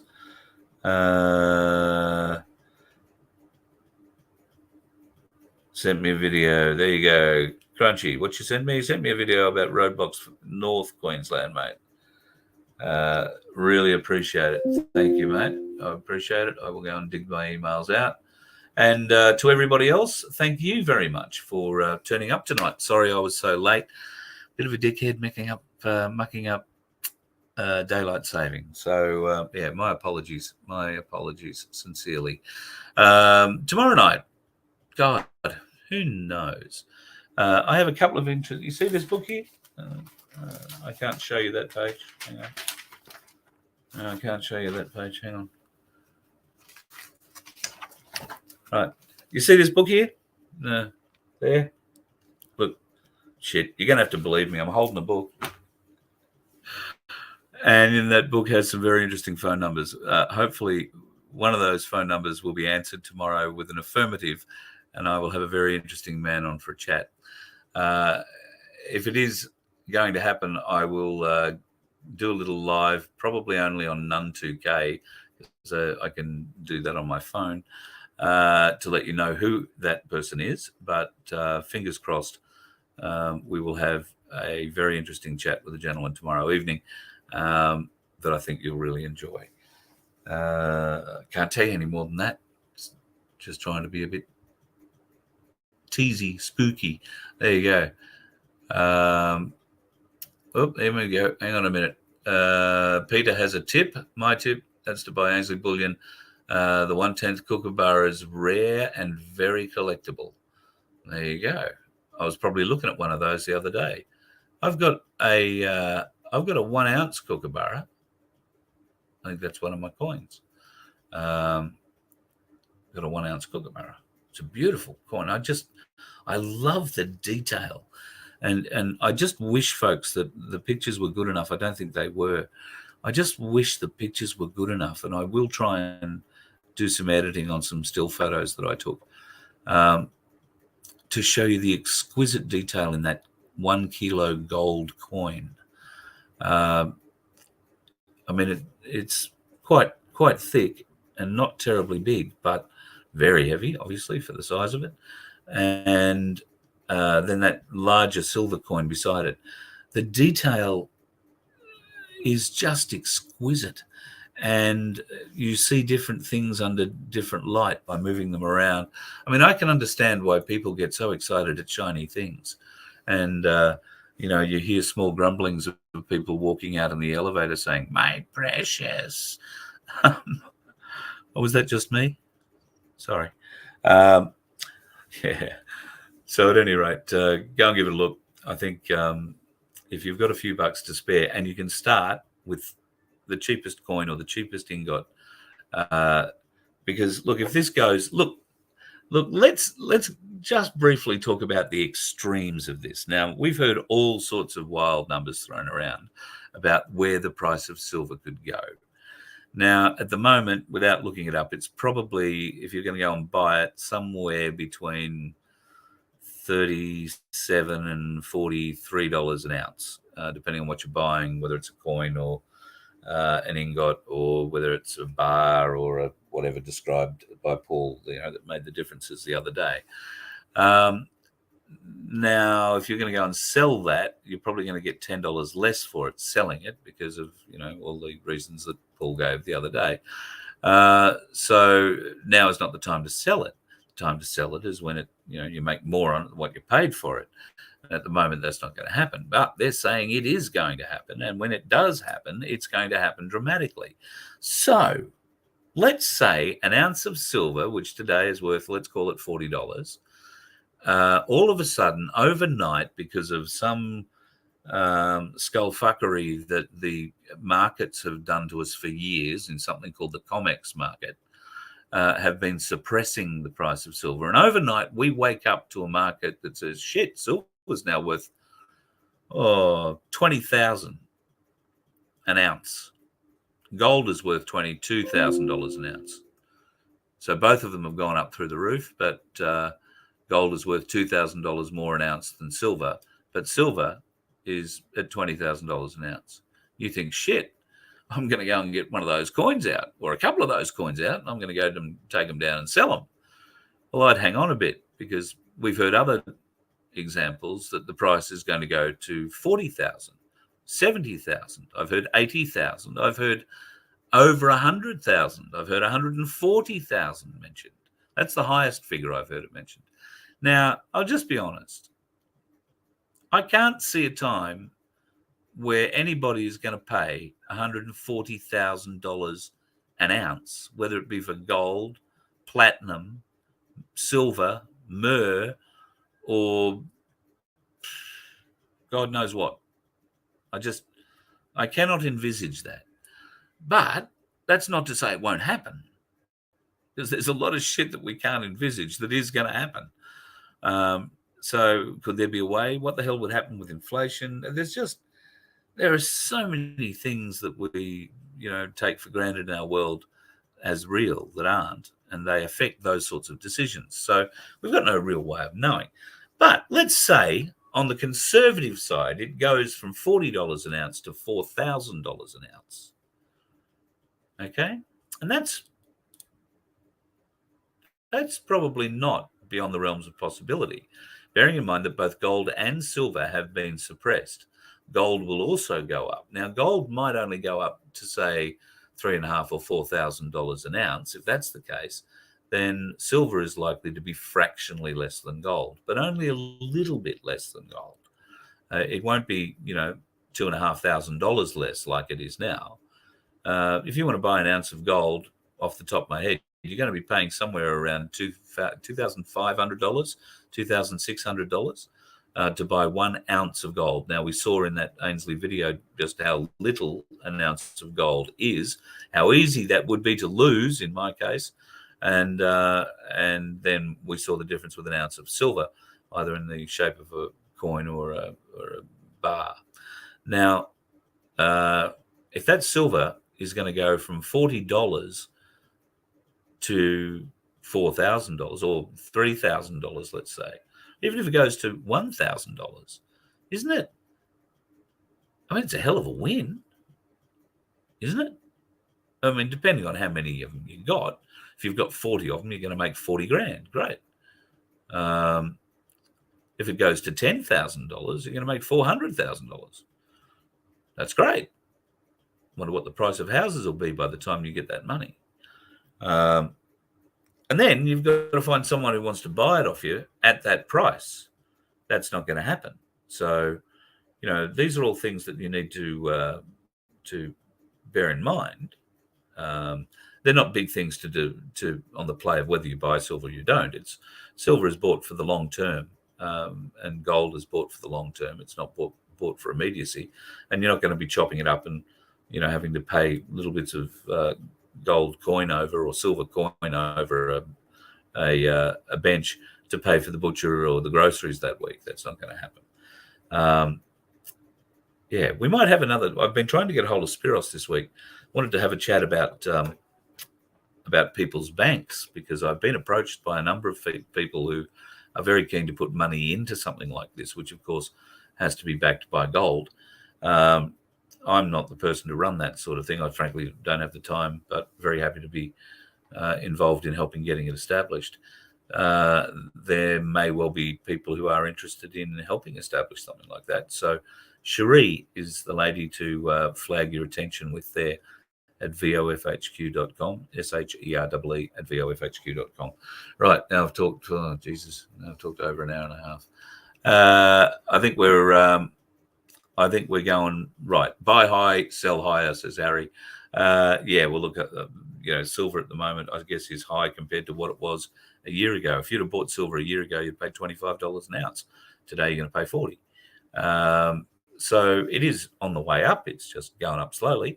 But I would argue that it's probably better in a vault in your house making money like that than it is making money for the cabal in their banking system in what used to be your super fund. And I got a letter the other day. I've got to ring Cass Smith in Canberra to find out about if there is a cutoff for moving your super out of big super and into self-managed super funds. Somebody told me the other day that they believe there was a cutoff for that. So we'll get Cass on for another chat and find out what's going on there. But if that is the case, then all the more urgency to be in contact with her at holisticfinancialsolutions.com.au is the name of the company, or freedomffs.com. It might have a .au at the end. I'm not sure. But yeah, check that out, and you will do pretty good indeed. Jackie says, Jackie, you paid $38 for an ounce of silver 18 months ago. Well, there you go. I might have screwed my dates around a bit. But, I'm sure I read something, but not sure what date that was written. But, yeah, maybe I got it wrong. If that's the case, then it hasn't lost anything, so you can be happy about that. Not going to make anything of you sell it just yet. But at any rate, we do think it's going to be pretty good. Harry... Ainsley Bullion, Harry, if you go to ainsleyBullion.com.au, they've got a live price ticker on there for the price of silver and gold currently. Silver to 3/4 of gold, you were told by a miner. That's interesting. I believe that's probably not far from it. In fact, very close. It's sort of what I'm hearing too. The Commonwealth Bank just got rid of a lot of workers. So the Commonwealth Bank, I don't know if you're a Commonwealth Bank customer. If you are, try and change your account, move your account, do something with an account. They'll have you go through a whole questionnaire system, and they want to know the ins and outs of a duck's nucker. I tell you, it is unbelievable. They want to know where you make your money, where you used to make your money, how you made your first money, what you do with your money, why you do what you do with your money, and why you want to continue doing it. If you want to continue accessing your money through the approved processes through the Commonwealth Bank, then you will only be allowed to do so should you allow us to sign you up to this digital identity, and that'll be all great, because then we'll be able to safely allow you access to your money. Of course, if we decide you don't get access to your money, we'll safely be able to deny you access, and that's listed in the advice. I'm not sure if I don't have a video of it somewhere. It is absolutely staggering. Commonwealth Bank are going to blackmail you into getting a digital ID, and they're just the first ones. They're the first ones I've heard about. I haven't tried doing anything with the bank I deal with. God, they're just going to make it absolutely impossible to not get anything unless you have a digital ID. And how long before they start putting, shit, people are going to say, I don't want to have to carry something around in my wallet or on my phone. I'm only going to lose my phone. Let's stick it in the back of my hand, I think it's already happening. That's probably a bit of a problem. Sue, if you're Commonwealth, I advise you, do some investigation, but they're certainly running a survey at the moment, and they will tell you that they will stop giving you access to your money at any time through your digital ID system. And this is our social credit score coming into play. So yeah, it's going to be interesting, folks. It's going to be interesting. ANZ have been closing branches all over the place. Yes, they have. NAB have been doing the same thing. Commonwealth Bank are too. Seeing a lot of ATMs being removed, a lot of bank-owned ATMs being removed. We did have a story there a couple of weeks back about new ATM machines that are able to convert Bitcoin into cash. They are privately owned, aren't they all? So there'll be a fee attached to using those ones too, folks. I have absolutely no doubt. Unless through some, I don't know, magnificent, new people's bank, there is no fees for transactions through, bank ATMs. It's the way it should be, I would have thought. But anyway, enough about the bankers. We've got to stop getting the bastards. Yes, Denise, you're right. Commonwealth Bank was taken over by the Rockefellers. Yes, Commonwealth Bank also used to be behind the Reserve Bank, but they've been split, obviously, for cabal-related reasons.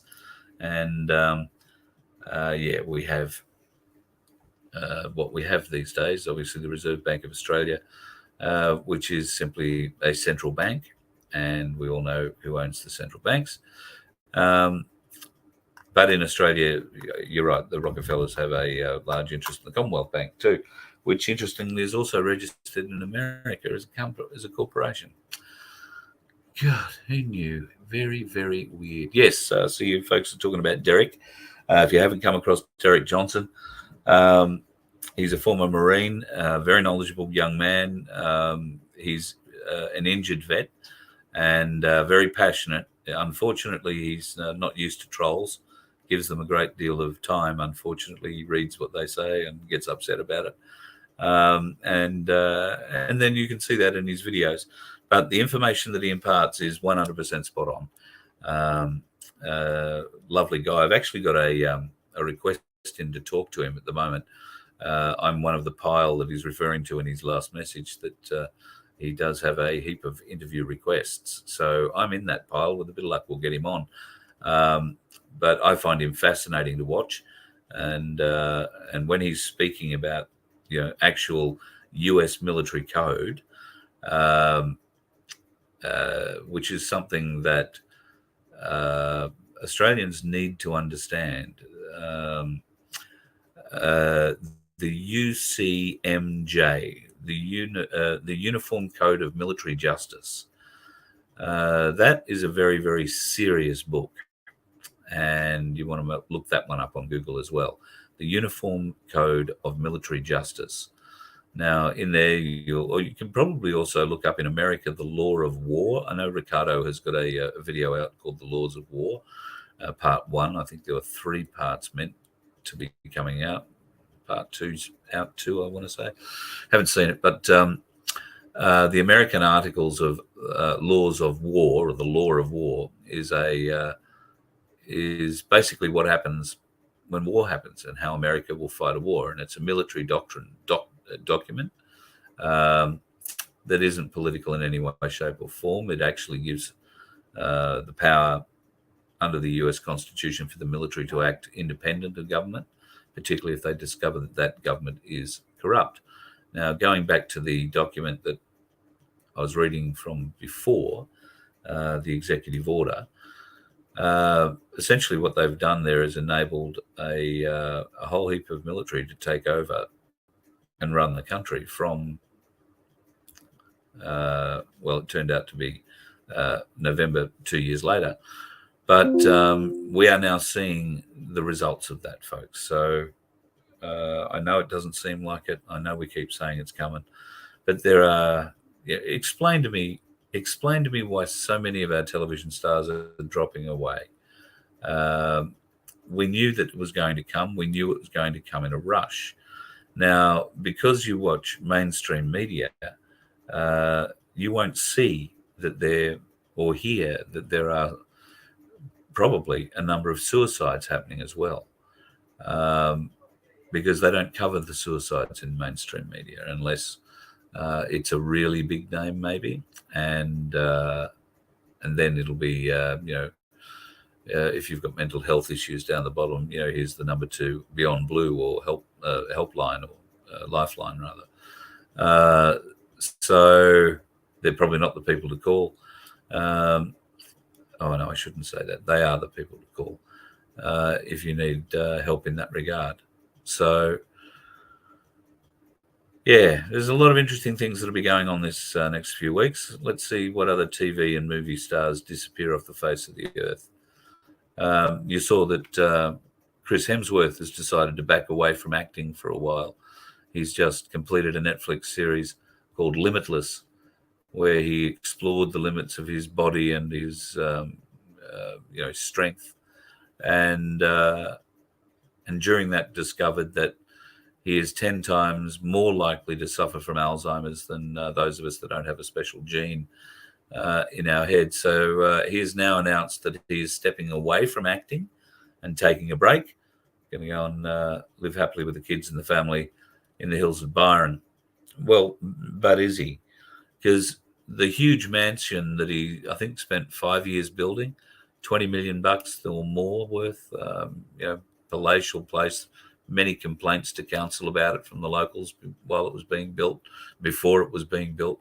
I think he bought 2 properties, might have been 3, knocked down all of the houses and built one house that covered the whole lot, essentially. It's got a beautiful views down to the ocean and direct beach access. That's up for sale.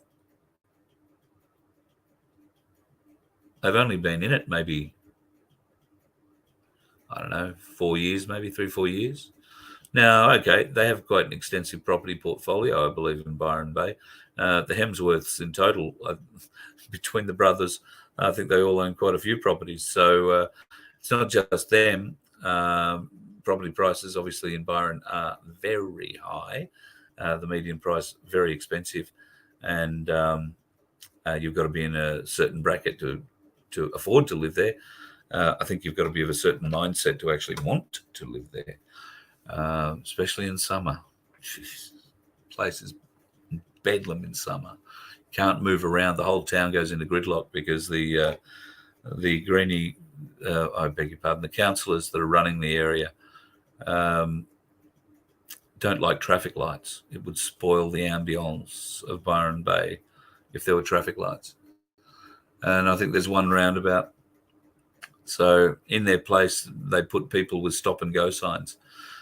The road from the freeway into Byron Bay is about 8 kilometres long. It has taken me over 2.5 hours to travel that road during the summer, just to go in, pick someone up, bring them back to the airport.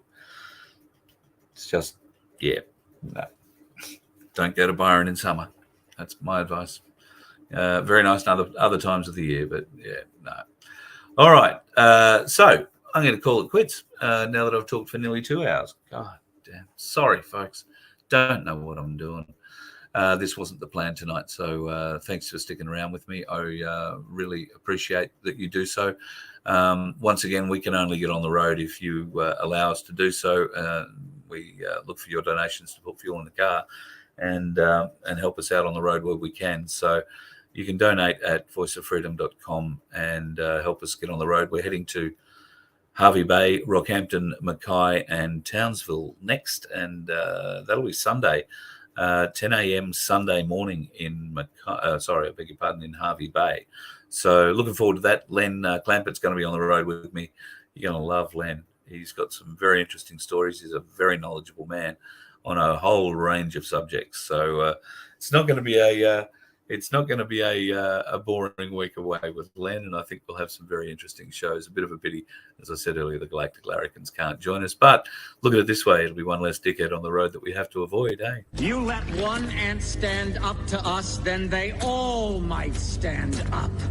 Those puny little ants outnumber us 100 to 1. And if they ever figure that out, there goes our way of life. It's not about food. It's about keeping those ants in line. That's why we're going back. Does anybody else want to stay? Let's rock!